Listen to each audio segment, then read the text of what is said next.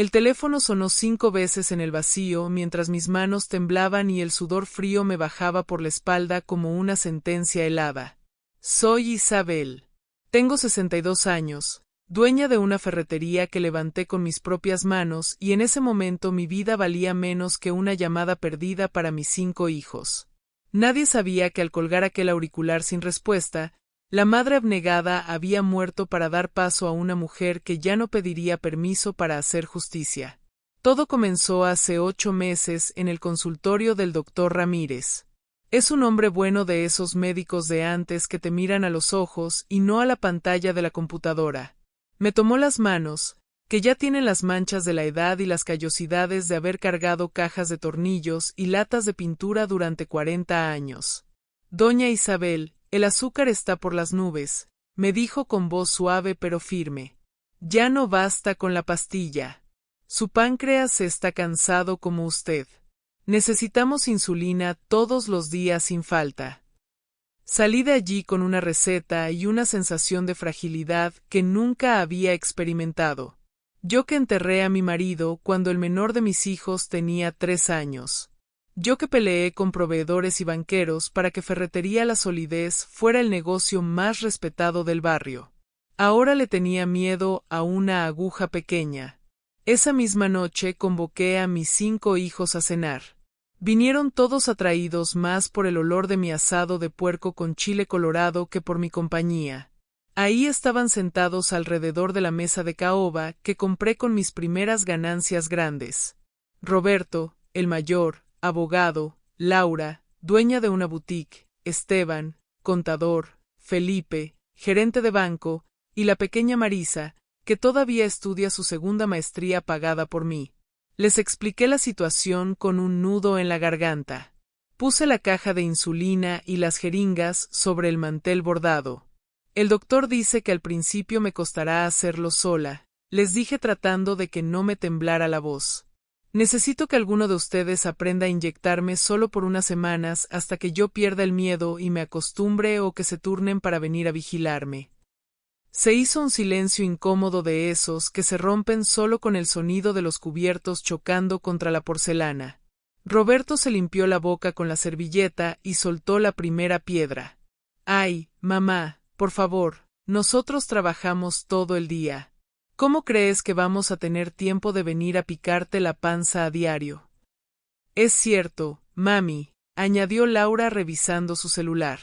Además, a mí me da asco la sangre. Me desmayo. No cuentes conmigo para eso. Lo mejor es que contrates a alguien, sentenció Esteban sirviéndose más refresco. Tienes dinero. El negocio te da para eso y más. Págale a una enfermera. Nosotros no sabemos inyectar y honestamente no tenemos cabeza para aprender cosas médicas. Uno a uno, asintieron. Me miraron como si les estuviera pidiendo que construyeran una pirámide cuando solo les pedía 5 minutos de su tiempo. Me sentí pequeña en mi propia casa, esa casa que amplié cuarto por cuarto para que cada uno tuviera su espacio. Acepté su decisión con una sonrisa triste, esa que las madres usamos para disculpar el egoísmo de los hijos. Está bien, dije. Contrataré a alguien. Y así llegó Clarita a mi vida. Una muchacha dulce, enfermera, recién graduada, que venía todas las mañanas y noches, se convirtió en mi sombra y en mi bastón. Mis hijos dejaron de preocuparse. Total, el problema estaba resuelto. Si les llamaba para contarles cómo me sentía, me cortaban rápido. Pero ya fue la enfermera. Ah, bueno, entonces estás bien. Tengo prisa, mamá. Claude e uma IA e pode cometer erros. Por favor, verifique as respostas. Pasaron 8 meses. Me acostumbré a Clarita, a su charla alegre y a su mano suave, pero la vida tiene formas crueles de recordarnos que no podemos depender de una sola persona. Esta mañana Clarita no llegó, eran las 8. Mi rutina era estricta, medir la glucosa, inyectar, desayunar. Sin insulina no podía comer. Esperé 10 minutos. 20, el teléfono de la casa sonó. Era la madre de Clarita llorando. La muchacha había tenido un accidente en la moto camino a mi casa. Estaba en el hospital grave pero estable. Me quedé helada. Primero por la preocupación genuina por esa niña que me cuidaba mejor que mi propia sangre. Pero luego el miedo egoísta y visceral me golpeó. Empecé a sentirme mal. El estrés disparó mis niveles. Me medí el azúcar, 380 y subiendo. Sentí la boca seca como si hubiera tragado arena. La vista se me empezó a nublar. Las manos me temblaban tanto que no podía sostener el frasco de insulina para cargarlo yo misma. El miedo a equivocarme de dosis, sumado al temblor, me paralizó. Necesitaba ayuda urgente. Busqué mi libreta de teléfonos. Mis hijos, pensé, es domingo, tienen que estar en casa, es una emergencia. Marqué el número de Roberto. Tú. El número que usted marcó no está disponible o se encuentra fuera del área de servicio. Seguro estaba en su casa de campo, donde la señal es mala. Marqué el de Laura. Sonó 4 veces. Me mandó al buzón. Hola, soy Laura. Deja tu mensaje. Colgué. Sentía que el corazón se me salía del pecho. La sed era insoportable. Llamé a Esteban. Bueno. Contestó con voz adormilada y molesta. Hijo, soy mamá. Necesito ayuda. Clarita tuvo un accidente y tengo el azúcar altísima. No puedo inyectarme. Mamá, por Dios, es domingo a las 8 de la mañana, me interrumpió. ¿No puedes llamar a la agencia de enfermeras?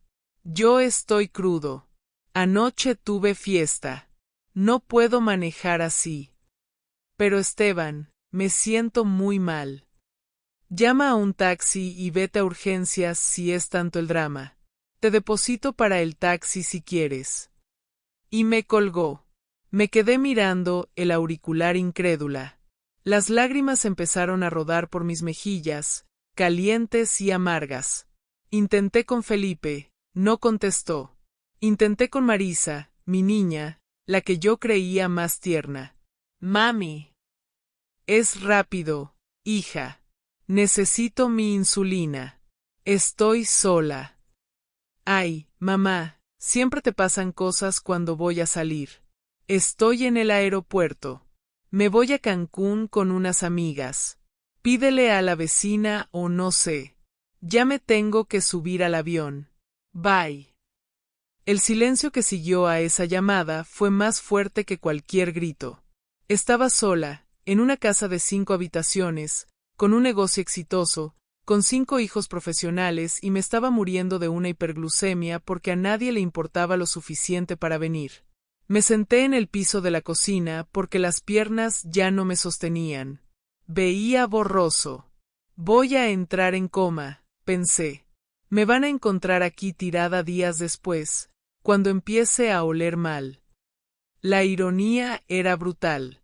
Tanta gente a la que ayudé en el barrio, tantos clientes a los que les fié material para que construyeran sus casas y yo no tenía quien me ayudara a vivir. Entonces recordé las palabras de Marisa, dichas con desdén, pídele a la vecina. Mercedes, doña Meche, una mujer sencilla, viuda como yo, que vive en la casita de al lado. Vende tamales los fines de semana. Nunca habíamos hablado mucho más allá de los buenos días y algún comentario sobre el clima. Mis hijos siempre la miraron por encima del hombro porque su casa no estaba pintada y su jardín era un poco salvaje. Con las últimas fuerzas que me quedaban, me arrastré hasta la puerta trasera que da al patio. La abrí y el sol de la mañana me lastimó los ojos. Meche, grité, pero mi voz salió como un graznido débil. Doña Meche. Me apoyé en la cerca de alambre que divide nuestros patios. Sentía que me iba a desmayar. Todo daba vueltas.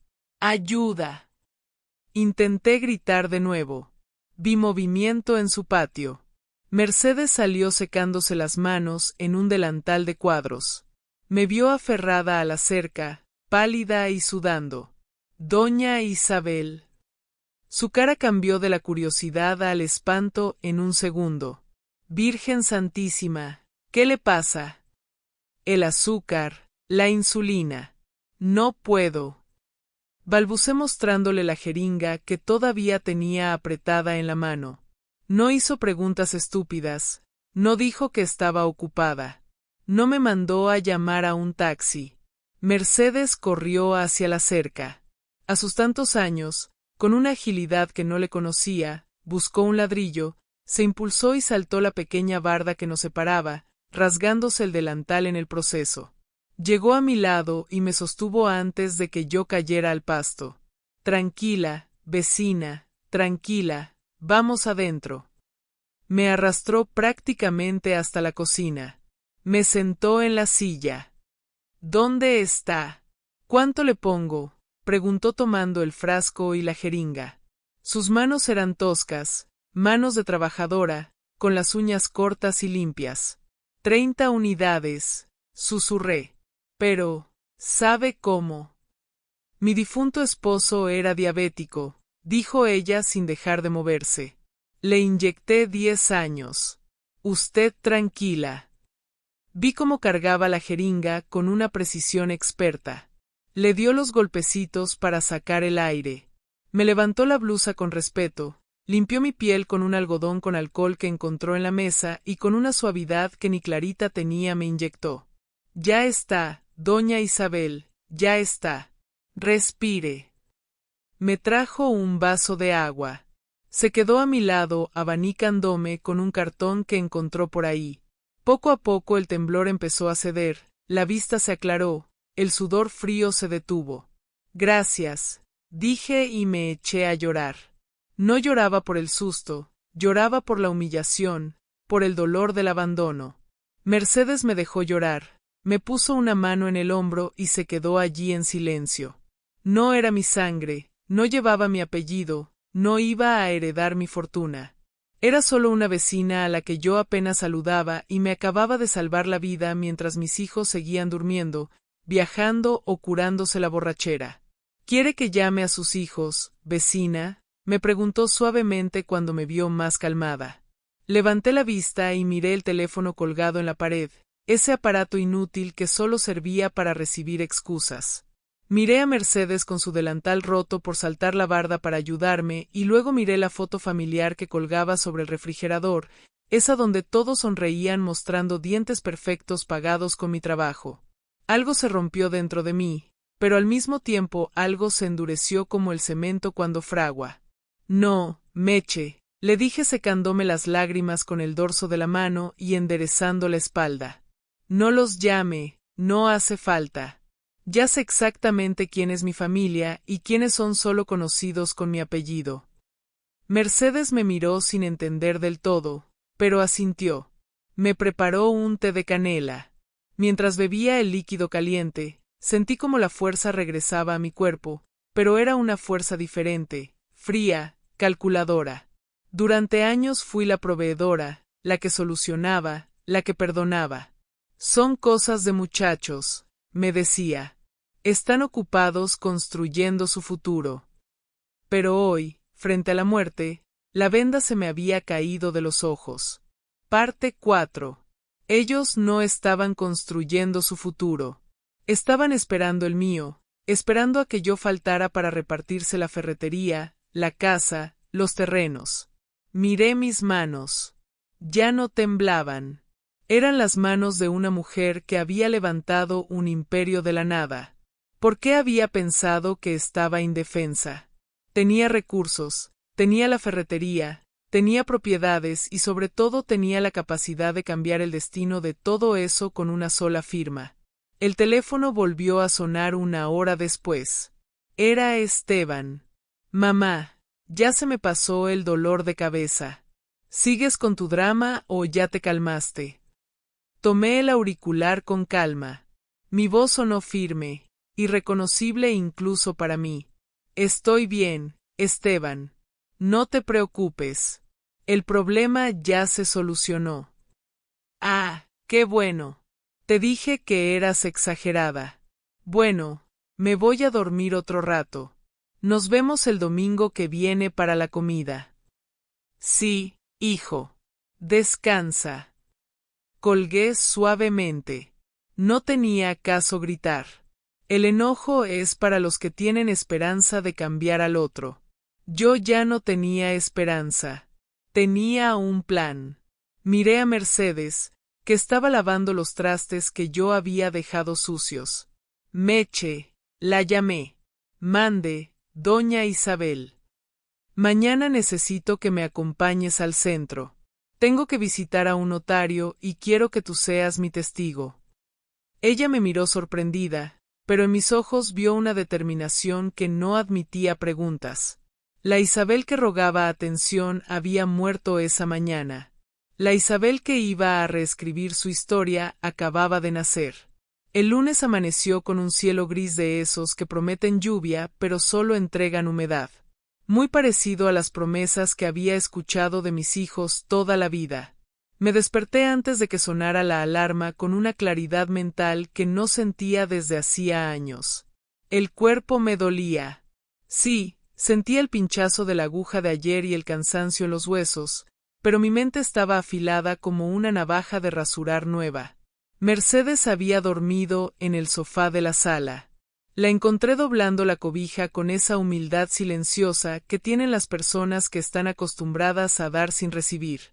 El olor a café de olla con su toque de piloncillo y canela inundaba la cocina. «Buenos días, doña Isabel», me saludó buscando en mi rostro señales de debilidad. «¿Cómo amaneció su azúcar?»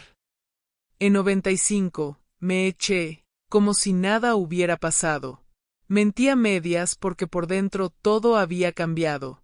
Me senté a la mesa, pero no para desayunar. Saqué de mi cuarto la caja metálica gris, esa que guardaba bajo llave en el fondo del armario. La puse sobre la mesa de madera con un golpe seco que hizo tintinear las cucharitas. Mercedes me miró con curiosidad, pero sirvió el café y se sentó enfrente respetando mi silencio. Abrí la caja.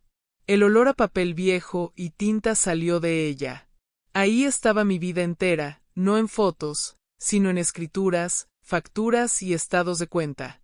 Durante 40 años, Ferretería La Solidez no solo había vendido clavos y cemento. Había construido un patrimonio que mis hijos daban por sentado, como quien da por hecho que el agua sale del grifo sin preguntarse de dónde viene la tubería. Empecé a sacar las carpetas, una por cada hijo. «Mire esto, Meche», le dije, extendiendo un estado de cuenta de hace 3 meses. «Esto es lo que le transfiero a Roberto mensualmente para la renta de su despacho. Dice que los clientes están lentos». Mercedes ajustó los ojos, entrecerrándolos para ver la cifra. Soltó un silbido bajo. «Virgen Santa, con eso vive una familia entera en mi pueblo por medio año, vecina». «Y esto», saqué otro papel, uno color rosa pastel, «es lo que pagué para surtir la boutique de Laura la temporada pasada». Me dijo que era un préstamo. Nunca vi un centavo de vuelta. Seguí sacando papeles. La hipoteca del departamento de Esteban que yo liquidé para que no se estresara. El coche del año de Felipe que está a mi nombre porque él tenía mal historial crediticio. Los viajes de estudios de Marisa. Sumé las cifras en una libreta con mi pluma Bic de punto fino. Los ceros se acumulaban a la derecha con una facilidad obscena.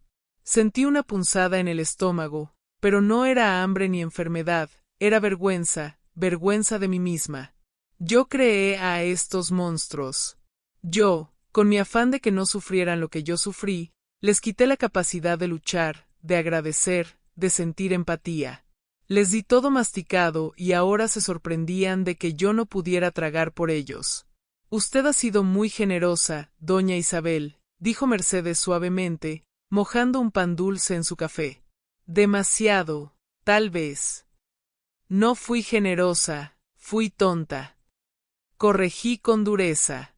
Pensé que estaba comprando su seguridad, pero en realidad estaba pagando mi propia soledad. Creí que si les daba todo, nunca me abandonarían. Y mire dónde estamos. Cerré la caja de golpe. El sonido retumbó en la cocina. Meche, arréglate. Vamos a salir. Al médico, no. A la ferretería primero. Necesito ver mis dominios y luego a donde el licenciado Valenzuela. Salimos de la casa. Mi camioneta, una Ford vieja, pero impecable que usaba para cargar material, arrancó al primer intento. Al conducir por las calles de mi barrio, vi los negocios que habían abierto y cerrado en estos años. Mi ferretería seguía ahí en la esquina principal pintada de azul y amarillo. Entrar a la solidez siempre fue mi terapia. El olor a aguarrás, a madera cortada y a metal frío me llenó los pulmones. Ahí estaba don Anselmo, mi encargado desde hace 30 años, despachando a un albañil. «Patrona», exclamó Anselmo limpiándose las manos en el pantalón.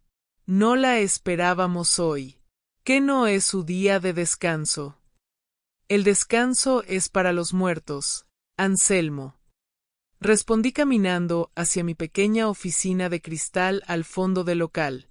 «Y yo estoy muy viva». Desde mi pecera de cristal observé el movimiento del negocio. La caja registradora sonaba con ritmo constante. Los clientes se entraban y salían. Este lugar era una mina de oro. Mis hijos lo veían como una vaca lechera vieja a la que solo hay que exprimir, pero no tenían idea de cómo alimentarla. Roberto siempre decía: «Mamá, vende eso. Es mucho trabajo para ti. Invierte en la bolsa». Laura decía: «Ay, guácala, siempre hueles a polvo». Ninguno de ellos había cargado un bulto de cemento en su vida. Ninguno sabía la diferencia entre una broca para concreto y una para madera. Y sin embargo, en sus mentes este dinero ya era suyo. Me senté en mi escritorio y abrí la caja fuerte del negocio. Saqué las escrituras de los terrenos. Tengo 3 lotes comerciales en la zona de mayor crecimiento de la ciudad, comprados cuando eso era puro monte y nadie daba un peso por ellos. Hoy valen millones. También saqué los títulos de propiedad de la casa de la playa que Roberto usa cada verano con sus amigos y del local donde está la boutique de Laura. Todo estaba a mi nombre, absolutamente todo. Isabel Martínez, viuda de García. La realización me golpeó como un rayo de luz. Ellos tenían el descaro, la juventud y la ingratitud, pero yo tenía el poder, el verdadero poder, el que da la propiedad y la ley. Durante años me sentí pequeña ante sus títulos universitarios y sus palabras rimbombantes. Me hacían sentir que yo era una viejita anticuada que no entendía el mundo moderno. Pobre mamá, no entiende de finanzas. Había escuchado decir a Felipe en la última Navidad. Sonreí. Una sonrisa fría que se reflejó en el vidrio del escritorio. No entendía de sus finanzas modernas de deudas y apariencias. ¿Cierto? Yo entendía de tener, de poseer y de mandar. Parte 6. Llamé a Anselmo. Anselmo, necesito que me saques un reporte de inventario total y una proyección de ganancias reales de este año.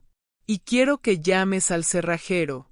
Vamos a cambiar las combinaciones de la caja fuerte y las cerraduras de la oficina privada. ¿Pasó algo malo, doña Isabel?, preguntó el preocupado. Al contrario, Anselmo, pasó algo muy bueno. Desperté. A las 11 de la mañana, Mercedes y yo estábamos frente al edificio antiguo donde despachaba el licenciado Valenzuela. No era el notario de moda al que iba mi hijo Roberto con sus oficinas de cristal y secretarias que parecen modelos. Valenzuela era un hombre de la vieja escuela, de los que usan tirantes y fuman puro. El mismo que me ayudó a registrar la ferretería hace 40 años. Subimos las escaleras despacio. Mercedes me ofreció su brazo, pero lo rechacé amablemente. Necesito subir sola, Meche. Mis piernas tienen que recordar que pueden sostenerme. Al entrar, el olor a papel viejo me reconfortó. La secretaria, una señora de mi edad llamada Lupita, me reconoció de inmediato. Isabel, qué milagro, me saludó con cariño genuino. Pásale, el licenciado está desocupado. Valenzuela se levantó con dificultad de su silla de cuero gastado al verme entrar. Isabel. Dichosos los ojos. ¿A qué debemos el honor? ¿Vienes a comprar otra propiedad? Me dijeron que el terreno junto al mercado está en venta. Me senté frente a él. Mercedes se quedó discretamente en una silla pegada a la pared con su bolsa de mandado en el regazo, observando todo como un testigo silencioso, pero vital. No vengo a comprar, licenciado. Vengo a proteger. Le conté todo, sin lágrimas, sin drama. Le conté de la diabetes, de la insulina, de la enfermera accidentada, y le conté de las 5 llamadas, de las excusas, del tengo fiesta, del me da asco, del vete en taxi. El licenciado Valenzuela escuchó en silencio, jugando con un pisapapeles de mármol. Su rostro se fue endureciendo a medida que yo hablaba. Él conocía a mis hijos desde que eran niños. Les había regalado dulces cuando venían conmigo a firmar papeles. Ingratos, murmuró finalmente con una voz grave que parecía salir del subsuelo. Cría cuervos y te sacarán los ojos. El dicho nunca falla, Isabel. Ya me lo sacaron, licenciado. Me dejaron ciega por años, pero ayer recuperé la vista y quiero que mis papeles reflejen mi nueva realidad. ¿Qué tienes en mente?, preguntó abriendo una carpeta amarilla y tomando su pluma fuente. Quiero revocar mi testamento actual, ese donde divido todo en 5 partes iguales. Quiero que no quede ni rastro de él.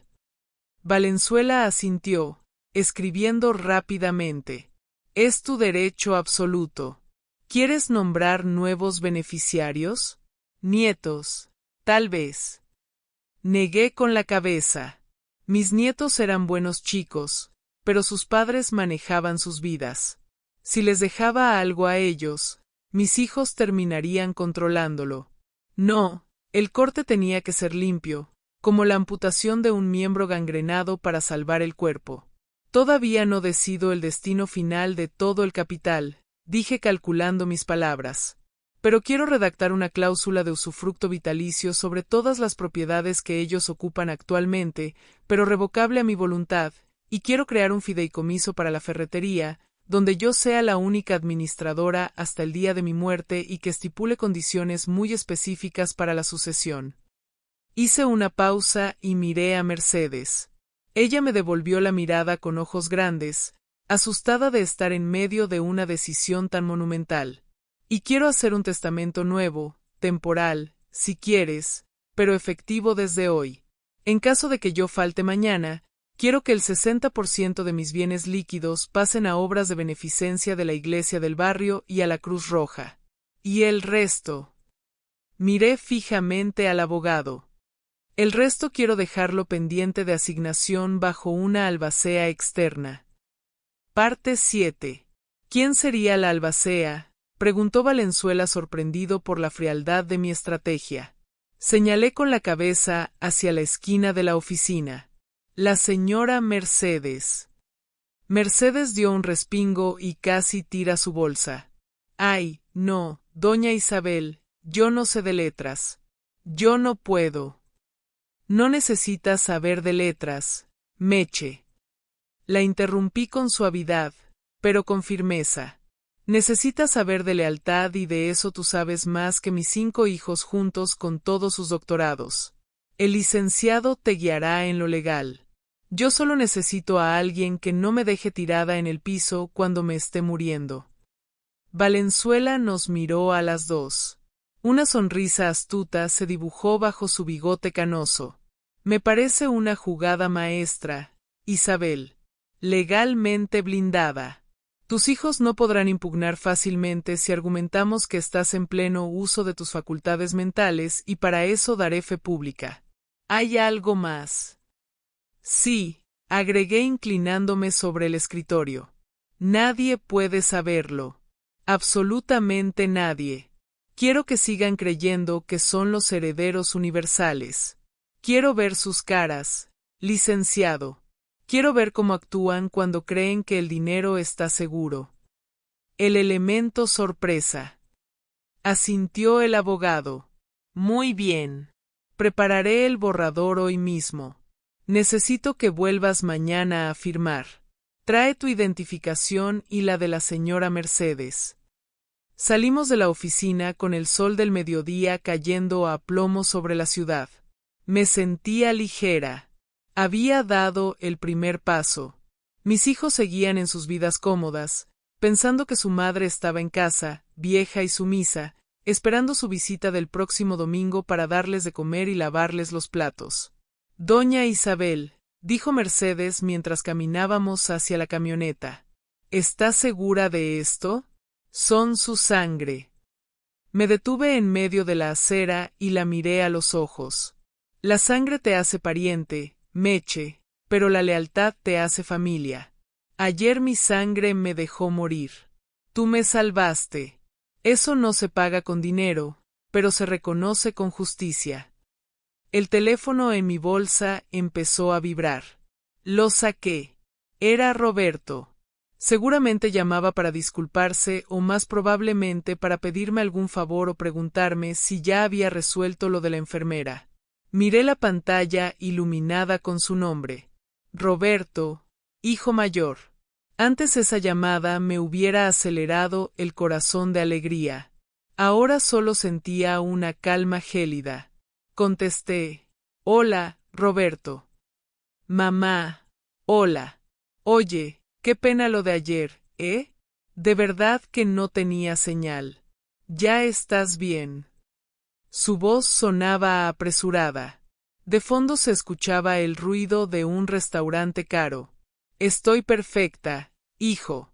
No te preocupes. Qué bueno, qué bueno. Oye, ma, fíjate que te llamaba porque necesito un favorcito.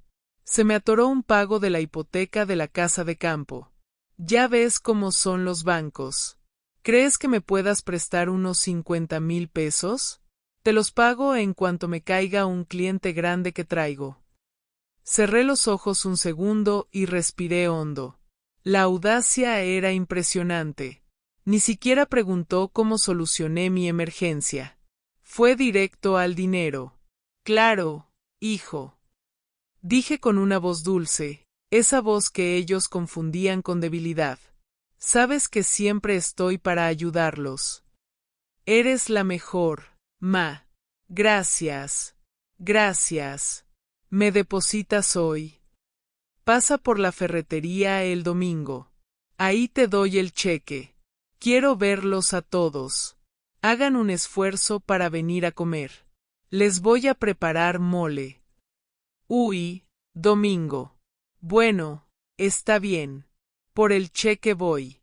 Ahí les aviso a mis hermanos. Gracias, ma bye. Colgó. Guardé el teléfono. Mercedes me miraba confundida. ¿Le va a dar el dinero? Después de lo que hizo. Sonreí. Y esta vez mi sonrisa llegó a mis ojos. El domingo, Meche. El domingo van a venir todos por el olor del dinero, como moscas a la miel. Pero lo que no saben es que la miel ya se acabó y lo que les espera es un trago muy amargo. Parte 8. Arranqué la camioneta. El motor rugió con fuerza. Ya no era la viuda desvalida, era Isabel, la dueña de todo, y acababa de iniciar la partida de ajedrez más importante de mi vida. Ellos creían que jugaban solos, pero no sabían que el tablero tenía trampa. Vamos a comer, Meche, dije metiendo primera. Yo invito y pide lo que quieras, que hoy celebramos que sigo viva. Mientras conducía, imaginé la comida del domingo. Los vería sentados en mi mesa con sus sonrisas falsas y sus manos extendidas. Y yo estaría ahí observando, midiendo, esperando el momento exacto para dejar caer el martillo. Porque si algo aprendí en 40 años de ferretería, es que para construir algo nuevo a veces primero hay que demoler lo que está podrido. Y los cimientos de mi familia estaban a punto de temblar. La semana que siguió a mi visita con el notario no fue de descanso, sino de una actividad frenética y silenciosa, como la de las termitas que devoran la madera por dentro, sin que la superficie muestre una sola grieta. Me sentía rejuvenecida. La insulina, administrada ahora con religiosa puntualidad por mis propias manos y supervisada por Mercedes, había devuelto la claridad a mi mente y la fuerza a mis piernas. Pero lo que realmente me impulsaba no era la medicina, era la estrategia. Pasé los días en la ferretería encerrada en mi oficina de cristal. Mientras mis empleados despachaban bultos de cal y metros de cable, yo revisaba cada factura, cada estado de cuenta, cada póliza de seguro. Anselmo, mi fiel encargado, me miraba con una mezcla de admiración y miedo. «Patrona, ¿está usted hecha un remolino?», me dijo el miércoles, mientras yo trituraba documentos antiguos de préstamos que les había perdonado a mis hijos en el pasado. «Estoy limpiando la casa, Anselmo», le respondí sin levantar la vista. «Para construir algo nuevo, primero hay que sacar la basura». El primer movimiento fue sutil, casi imperceptible. Laura, mi hija, la de la boutique, tenía una tarjeta de crédito adicional ligada a mi cuenta empresarial. La usaba para emergencias, que en su diccionario significaban sesiones de spa y cenas con amigas. El jueves por la tarde, mi celular sonó. Era ella. «Mamá, qué vergüenza», gritó sin siquiera saludar. «Estoy en el salón de belleza y la tarjeta no pasa», dice, «fondos insuficientes o bloqueada». «¿Qué hiciste?». Sonreí mientras tomaba un sorbo de mi té. Antes me hubiera disculpado 1000 veces y hubiera corrido al banco. «Ay, hija, qué pena», dije con una voz fingidamente trémula. «Seguro es un error del sistema. Ya ves que con la edad se me olvidan las fechas de corte. Págales con la tuya y luego vemos». «Pero mamá, mi tarjeta está topada. Haz algo. Llama al banco». «No puedo ahorita, Laurita. Estoy con un proveedor y me siento un poco mareada por el azúcar. Resuélvelo tú, mi vida. Eres una mujer de negocios, ¿no?». Colgué antes de que pudiera replicar. Me imaginé su cara roja de furia bajo la mascarilla facial, teniendo que sacar su propio dinero. Fue una victoria pequeña, pero el sabor fue dulce. El viernes fue el turno de Marisa. Me llamó desde Cancún. «Mami, necesito que me deposites para el vuelo de regreso.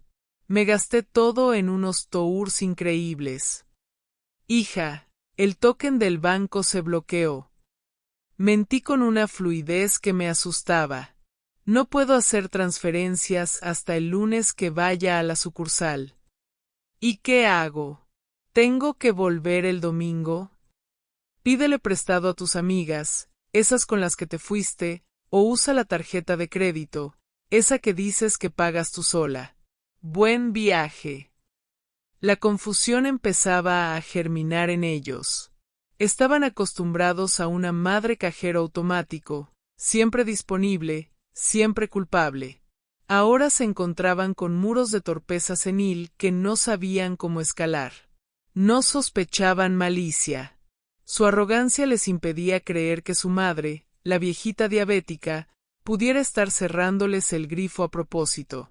Creían que me estaba haciendo vieja e inútil. Perfecto. Eso jugaba a mi favor. Llegó el domingo, el día de la ejecución. Desde las 6 de la mañana, la cocina olía a fiesta. Mercedes y yo estábamos preparando mole poblano, no el de vaso, no el rápido, el mole de verdad, tostado, molido, con sus almendras, sus chiles, su chocolate de metate y su ajonjolí. Era un platillo que requería paciencia y amor, o, en este caso, paciencia y teatro. Mercedes estaba nerviosa. Se alisaba el vestido nuevo que le compré el sábado, un vestido sencillo de flores azules que resaltaba su dignidad natural. «Doña Isabel, ¿está segura de que me quede a comer?». «Sus hijos, bueno, ya sabe cómo son. No quiero causarle problemas». Dejé de mover la cazuela de barro y la miré fijamente con el cucharón de madera en la mano como un cetro. Meche, tú me salvaste la vida. En esta mesa comen los que aportan, no solo los que quitan. Tú te sientas a mi derecha y si a alguno no le gusta, la puerta es muy ancha. A las 2 de la tarde empezaron a llegar. Primero Felipe con su esposa y sus 2 hijos pegados a las tabletas electrónicas. Luego Laura, todavía con cara de indignación por lo de la tarjeta. Esteban llegó con resaca como siempre, pidiendo una cerveza antes de saludar. Y finalmente Roberto, el abogado, con esa sonrisa de tiburón que usa cuando cree que tiene el control. Marisa no llegó. Seguía varada en Cancún buscando quien le pagara el boleto. Hola, ma. Roberto me dio un beso rápido en la mejilla, oliendo a loción cara. Oye, qué rico huele. Ya me hacía falta comida casera. Siéntense, hijos, dije señalando la mesa que habíamos puesto con el mejor mantel, el de lino blanco que solo usaba en Navidad. El primer momento de tensión llegó cuando vieron que había un lugar extra puesto en la mesa. ¿Esperamos a alguien más?, preguntó la esposa de Felipe, mirando el plato vacío a mi derecha. Sí, respondí. A Mercedes. El silencio fue instantáneo. Esteban soltó una risita burlona.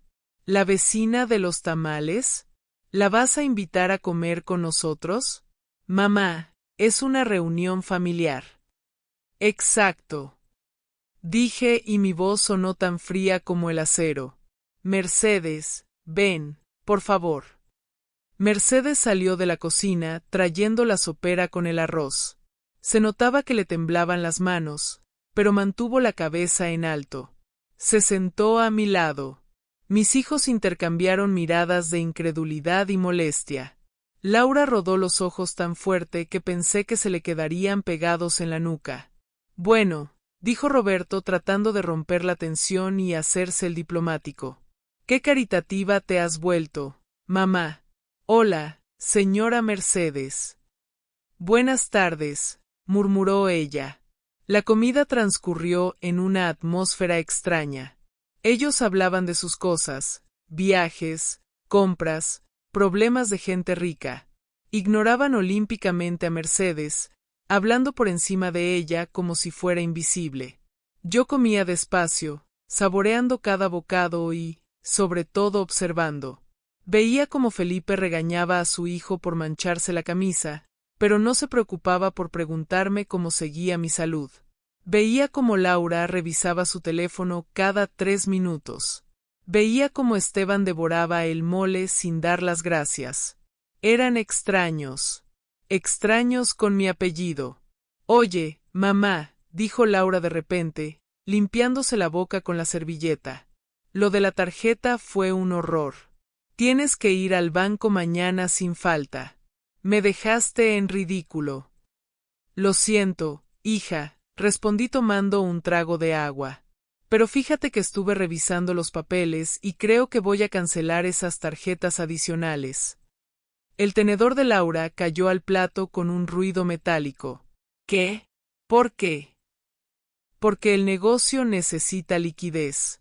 La ferretería va a entrar en una etapa de reestructuración y necesito cortar gastos innecesarios. Gastos innecesarios. Saltó Esteban. Mamá, son 3 pesos lo que gastamos. La ferretería es una mina de oro. No me digas que te está yendo mal. No me va mal, Esteban. Me va muy bien, pero el dinero se cuida, no se tira. Eso me lo enseñó su padre. Roberto intervino con su tono conciliador de abogado. A ver, tranquilos, mamá tiene razón, es su dinero. Pero ma, no seas drástica. Ellos cuentan con ese apoyo. Por cierto, hablando de apoyo, ¿te acuerdas de lo que hablamos por teléfono? Claude e uma IA e pode cometer erros. Por favor, verifique as respostas.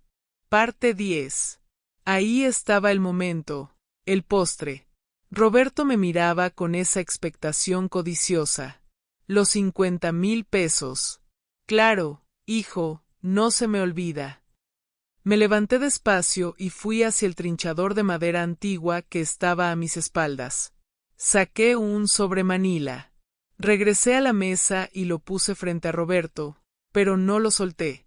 Mantuve mi mano sobre él. Aquí está el cheque por los 50,000 pesos, dije. Los ojos de Roberto brillaron. Esteban y Laura miraron con envidia. Gracias, ma. Me salvas la vida. Prometo pagarte en cuanto. Espera. Lo interrumpí. Antes de que lo tomes, necesito que firmes esto. Saqué otro papel del sobre. No era una tarjeta de felicitación, era un pagaré notariado redactado por el licenciado Valenzuela con cláusulas de interés moratorio y garantía prendaria sobre su coche. Roberto tomó el papel y lo leyó. Su sonrisa se desvaneció y su cara se transformó en una máscara de indignación. ¿Qué es esto, mamá? ¿Un pagaré? ¿Me vas a cobrar intereses? El interés legal, hijo. El mismo que cobra el banco, pero sin comisiones de apertura. Es un buen trato. Pero soy tu hijo. Exclamó golpeando la mesa suavemente. ¿No confías en mí? Esto es insultante. Confío en ti, Roberto, pero confío más en el orden. Tú eres abogado. Entiendes mejor que nadie que cuentas claras, amistades largas o en este caso familias unidas. Se hizo un silencio sepulcral. Mis otros hijos miraban la escena boquiabiertos. Nunca, jamás en la vida les había puesto una condición para darles dinero. Siempre había sido, toma, hijo, que te sirva. Si no quieres firmar, no pasa nada, dije retirando lentamente la mano del sobre. Pero el cheque se queda aquí. Roberto miró el cheque. Luego el pagaré. Luego a mí. Vio algo en mis ojos que no había visto antes. No vio a la madre abnegada. Vio a la dueña de ferretería La Solidez. Vio a la mujer que negociaba con proveedores duros y que sobrevivió en un mundo de hombres. Es increíble, murmuró sacando su pluma Mont Blanc del bolsillo. De verdad, mamá, estás cambiada. Estoy despierta, Roberto. Solo estoy despierta. Firmó el papel con un garabato furioso. Yo tomé el documento, revisé la firma con calma exasperante y luego deslicé el cheque hacia él. Gracias, hijo. Tienes 3 meses. El resto de la comida fue incómodo, tenso. Ya nadie hablaba de viajes. Me miraban de reojo, como si de repente me hubiera salido una segunda cabeza. Podía oler su miedo. No entendían qué estaba pasando, por qué su madre dócil de repente hablaba de reestructuración y exigía firmas. Cuando terminamos, Mercedes se levantó para recoger los platos. Deja eso, Meche. Ordené con voz fuerte. Tú eres invitada. Miré a Laura y a la esposa de Felipe. Muchachas, ayuden a recoger la mesa y a lavar los trastes, por favor. Mercedes y yo vamos a tomar el café en la sala. Laura abrió la boca para protestar. Iba a decir que tenía las uñas recién hechas, que le daba asco, que tenía prisa. Si quieren que reactive las tarjetas o que considere futuros préstamos, dije al aire, como quien comenta el clima, creo que un poco de ayuda doméstica no les caería mal. Laura cerró la boca, se levantó arrastrando la silla con furia y empezó a recoger los platos con brusquedad. La esposa de Felipe la siguió. Esteban y Roberto se quedaron en la mesa mirando sus teléfonos, evitando mi mirada. Me fui a la sala con Mercedes. Nos sentamos en el sofá. Ella estaba pálida, pero tenía una chispa de asombro en los ojos. Doña Isabel, susurró. Nunca había visto algo así. Los tiene dominados. No, Meche, apenas los estoy educando. Llevan 40 años de retraso en su educación, así que tengo que ser intensiva. Desde la cocina se escuchaba el ruido de los platos chocando y los murmullos de queja de Laura. Era música para mis oídos. Por primera vez en años en mi casa se hacía lo que yo decía y no por capricho, sino por justicia. Roberto se acercó a la sala antes de irse. Ya no tenía la arrogancia de la llegada. Se veía preocupado. Mamá, ya nos vamos. Gracias por la comida y, bueno, por el préstamo. De nada, hijo. Acuérdate de la fecha de pago. No quiero tener que embargar tu coche. Se vería feo en el barrio. Se rió nerviosamente pensando que era una broma, pero al ver que yo no sonreía, la risa se le murió en la garganta. Sí, claro. Oye, ma, ¿te sientes bien? Digo, lo de la diabetes, ¿no te está afectando la cabeza? Te noto muy agresiva. Lo miré con una ternura que helaba la sangre. Me siento mejor que nunca, Roberto. La diabetes me enseñó que si no controlo lo que entra en mi cuerpo, me muero. Y ahora estoy aplicando lo mismo con mi vida y mi dinero. Estoy controlando lo que sale. Claude uma ia e pode cometer erros. Por favor, verifique as respostas. Parte final. Se fue confundido, mirando hacia atrás mientras salía por la puerta. Uno a uno se despidieron con besos fríos y miradas de desconfianza. Laura salió con las manos mojadas y oliendo a jabón de trastes, furiosa. Cuando el último coche arrancó, la casa quedó en silencio. Pero no era el silencio triste de antes, ese silencio de abandono. Era un silencio de paz, de victoria. Mercedes me miró. ¿Y ahora qué sigue, vecina? Ahora, Meche, vamos a esperar. Les acabo de cambiar las reglas del juego y ni siquiera se han dado cuenta de que el tablero también es nuevo. Creen que esto fue un mal día, una racha de mal humor de la vieja. No saben que fue el primer aviso. Me acerqué a la ventana y vi cómo el sol de la tarde bañaba mi jardín. Mis hijos habían ido con sus cheques y sus quejas, pensando que habían ganado algo. Pobres ilusos. No sabían que el documento que Roberto firmó no era lo único que había cambiado de manos. Al aceptar mis condiciones habían aceptado mi autoridad y lo mejor estaba por venir. El próximo mes era el aniversario de la ferretería, 50 años. Siempre hacíamos una gran fiesta. Ellos esperaban que yo anunciara, como había insinuado antes, que le cedería acciones o puestos directivos. Sonreía al reflejo de mi rostro en el cristal. Mis arrugas ya no parecían marcas de cansancio, sino surcos de experiencia. Prepárate, Meche, dije en voz baja, porque en la fiesta de aniversario voy a tirar la bomba atómica y quiero que tengas un asiento en primera fila.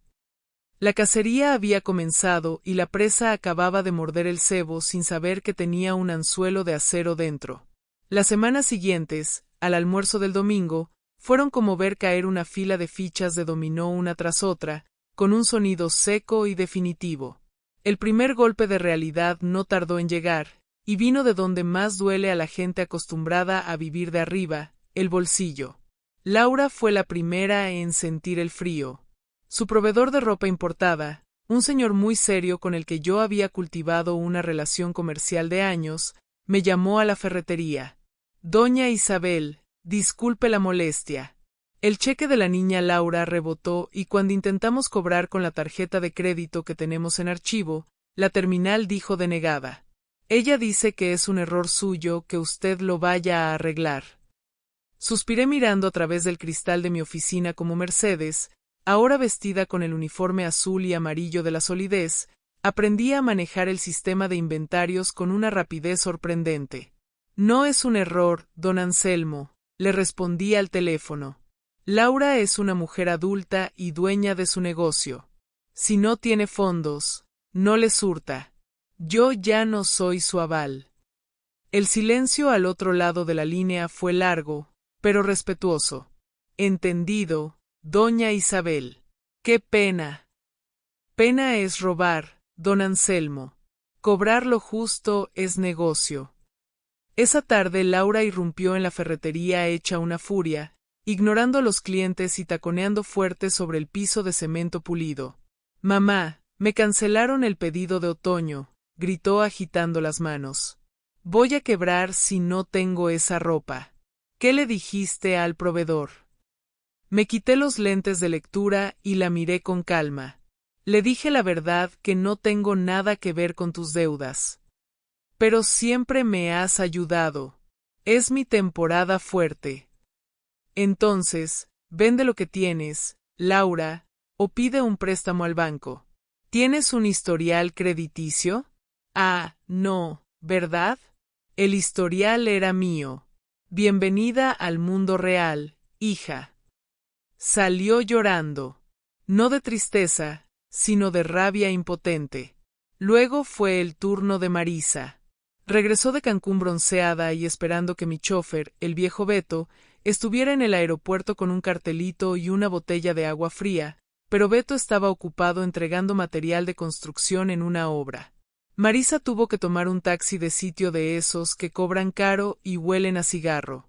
Llegó a mi casa arrastrando la maleta sudada y furiosa, solo para encontrar que la llave de la entrada principal ya no giraba. Había cambiado las cerraduras. Mamá, mi llave no sirve, me gritó por el interfón. Esa llave es vieja, Marisa. Le contesté desde la cocina mientras Mercedes y yo preparábamos la cena. Pásale por la puerta de servicio, la que está en el patio, y limpiate los pies que acabamos de trapear. La humillación de tener que entrar por la puerta trasera como si fuera una extraña en la casa donde creció, fue un golpe a su ego que no se esperaba. Felipe y Esteban no se quedaron atrás. Felipe intentó usar la cuenta corporativa de la ferretería para pagar la mensualidad de su camioneta de lujo, como hacía cada mes. La transferencia fue rechazada. Esteban me llamó a las 3 de la mañana un sábado borracho, pidiendo que le mandara un Uber porque había perdido la cartera. Mi teléfono estaba en no molestar. Se tuvo que regresar caminando. Para cuando llegó la fecha del aniversario de la ferretería, un mes después, mis 5 hijos estaban desesperados. Habían intentado todo. Llanto, chantaje emocional. Ya no nos quieres. Amenazas veladas de internarme en un asilo. Te notamos rara, mamá. Quizás necesitas reposo psiquiátrico. Y finalmente, una sumisión falsa y empalagosa. Se reunieron. Estoy segura. Conspiraron. Roberto, con su mente de abogado, debió decirles: aguanten, el 50 aniversario es la clave. Mamá siempre dijo que en las bodas de oro del negocio anunciaría a los nuevos socios. Solo tenemos que sonreír y aguantar a la vieja loca un poco más. Llegó la noche de la fiesta. Alquilé el salón de eventos del Hotel Real, el más elegante de la ciudad. Invité a 300 personas, proveedores, clientes grandes, el alcalde, el cura de la parroquia y por supuesto a mis empleados y vecinos. Yo llevaba un vestido color vino, elegante y sobrio, con un collar de perlas que mi marido me regaló cuando cumplimos el primer año del negocio. Mercedes estaba a mi lado, hermosa, con un traje sastre gris perla que le habíamos comprado juntas. Se veía distinguida, lejos de la imagen de la vendedora de tamales que mis hijos despreciaban. Mis hijos llegaron puntuales, vestidos de gala. Se veían espectaculares por fuera, como manzanas enceradas, pero yo sabía que por dentro estaban llenos de gusanos. Se colocaron estratégicamente en la entrada, saludando a los invitados como si fueran los anfitriones, como si Ferretería La Solidez fuera su reino por derecho divino. Buenas noches, señor alcalde, decía Roberto estrechando manos. Sí, 50 años, un orgullo familiar. Pronto tomaremos la estafeta con mis hermanos. Yo los observaba desde la mesa principal bebiendo agua mineral. Mírelos, Meche, le susurré. Están repartiéndose la piel del oso antes de cazarlo. Doña Isabel, me tiemblan las piernas, confesó Mercedes. ¿Segura que quiere hacer esto frente a todos? Nunca he estado más segura. La vergüenza pública es la única medicina que cura la soberbia crónica. La cena transcurrió entre risas y brindis. Mis hijos se sentaron en mi mesa desplazando a quien se pusiera enfrente, pero ignorando olímpicamente a Mercedes, a quien relegaron a una esquina de la mesa casi fuera del mantel. Laura incluso tuvo el descaro de pedirle que le pasara la salsa, a la cara, como si fuera parte del servicio de meseros. Llegó el momento del discurso. Las luces se atenuaron y un reflector me iluminó. Roberto se levantó rápidamente arreglándose la corbata, listo para subir al escenario conmigo y sostenerme por si me fallaban las fuerzas, o mejor dicho, para salir en la foto. Siéntate, Roberto, le dije en voz baja pero firme. Pero mamá, te ayudo a subir. Puedo subir sola y el micrófono es para la dueña. Subí los escalones con una firmeza que desmentía mi edad. Tomé el micrófono y miré al salón lleno. Vi caras amigas, caras de gente que me vio cargar bultos de cemento cuando enviudé, gente que sabía lo que costaba cada tornillo de mi tienda y vi las caras de mis 5 hijos sonrientes, expectantes, codiciosos. Buenas noches a todos. Empecé y mi voz resonó clara en los altavoces. Gracias por acompañarme a celebrar medio siglo de trabajo, 50 años de la solidez. Hubo aplausos.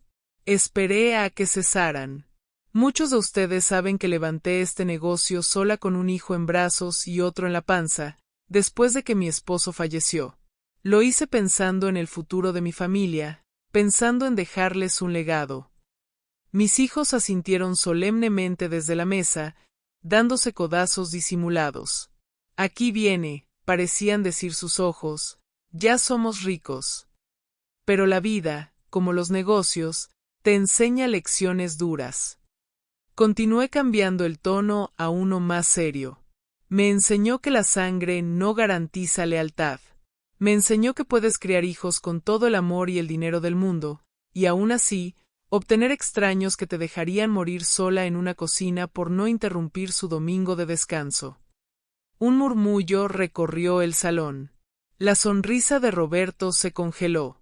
Laura dejó caer su copa de champaña, que se rompió con un tintineo agudo.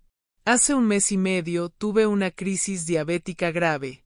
Llamé a mis 5 hijos. Ninguno vino. Unos estaban de fiesta, otros de viaje, otros simplemente no quisieron molestarse. El silencio en el salón era absoluto. Se podía escuchar el zumbido del aire acondicionado. Todas las miradas se volvieron hacia la mesa donde mis hijos se encogían en sus sillas, pálidos como el papel. Sobreviví gracias a una mujer que no lleva mi apellido, pero que tiene más corazón en un dedo que toda mi descendencia junta. Señalé hacia la mesa. Mercedes, ponte de pie, por favor. Mercedes se levantó temblorosa, con los ojos llenos de lágrimas.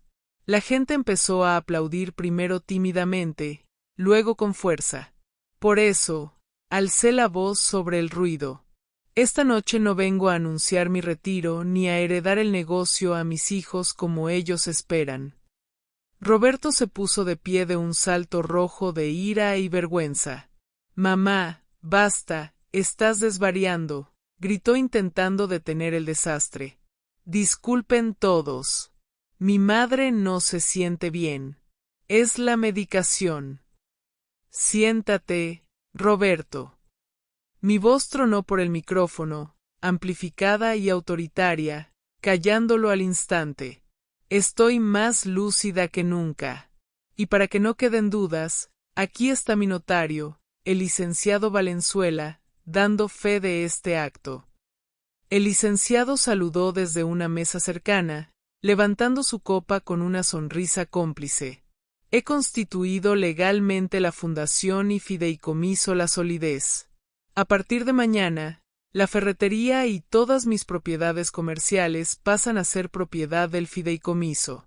Las ganancias, después de reinversión y salarios justos, se destinarán en un 60% a obras de beneficencia para ancianos abandonados.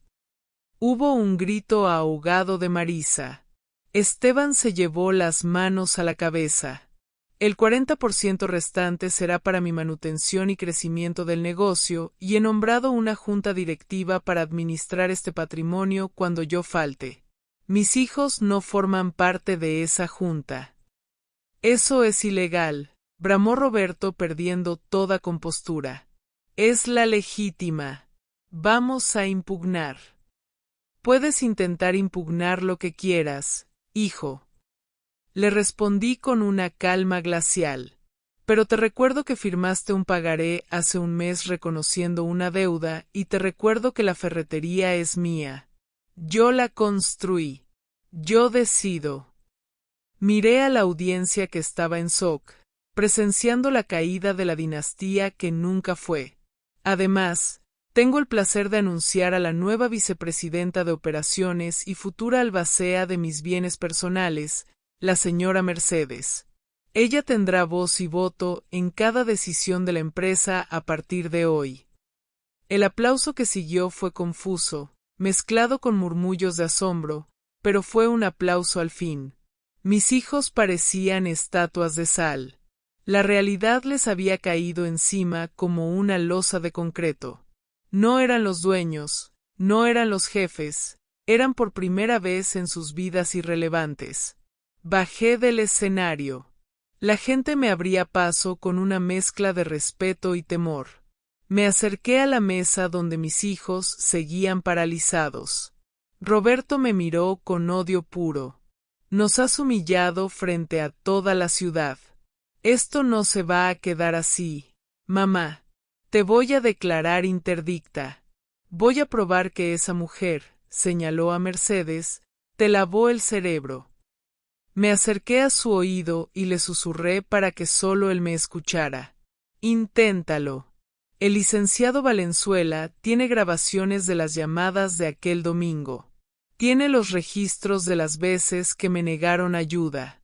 Si vamos a juicio, Roberto, no solo perderás la herencia, perderás tu reputación. ¿Quién va a contratar a un abogado que dejó morir a su madre por cruda?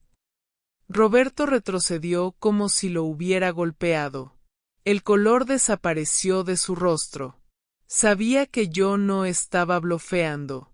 Tenía las pruebas. Tenía el poder. Laura lloraba en silencio, arruinando su maquillaje costoso. ¿Y nosotros qué? Gimió. ¿De qué vamos a vivir? ¿Tienen manos? No. Les dije mirándolos a todos. Tienen títulos universitarios que yo pagué. Tienen salud. Trabajen como lo hizo Mercedes, como lo hice yo. Hice una seña a los meseros. Por favor, sirvan el postre y asegúrense de que a mis hijos no les falte nada de beber, porque la comida gratis se acabó hoy. Tomé a Mercedes del brazo, quien todavía no podía creer lo que acababa de pasar. Vámonos, Meche. El aire aquí se puso muy pesado y mañana tenemos que abrir la tienda temprano. Hay inventario que revisar. Salimos del salón con la cabeza en alto, dejando atrás el murmullo del escándalo y a 5 huérfanos de fortuna que acababan de descubrir que el apellido no paga facturas. Mientras caminábamos hacia la salida, sentí una ligereza en el pecho que no sentía en décadas. No había perdido a mis hijos, me había recuperado a mí misma. Al llegar a la puerta, me giré una última vez. Los vi discutiendo entre ellos, culpándose unos a otros, señalándose con el dedo. Ya no eran mi problema, eran su propio problema. El ballet parking trajo mi camioneta. ¿A casa, doña Isabel? Preguntó. Sí, Beto. A casa, a mi casa. Mercedes subió al asiento del copiloto y me miró con una sonrisa tímida. ¿Sabe qué, doña Isabel? Creo que nunca había visto unos fuegos artificiales tan bonitos como los de hoy. Me reí y fue una risa que salió desde el fondo de mi vientre, sanadora y fuerte. Y espérate, Meche, apenas estamos poniendo los cimientos.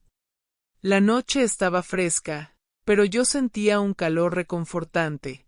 Había dinamitado el puente hacia el pasado, sí, pero el camino hacia el futuro nunca había estado tan despejado. Mis hijos aprenderían a nadar o se hundirían, pero ya no usarían mi espalda como balsa. Esa noche dormí como un bebé, sabiendo que al día siguiente, cuando sonara el teléfono, si es que sonaba, sería para negocios y no para excusas.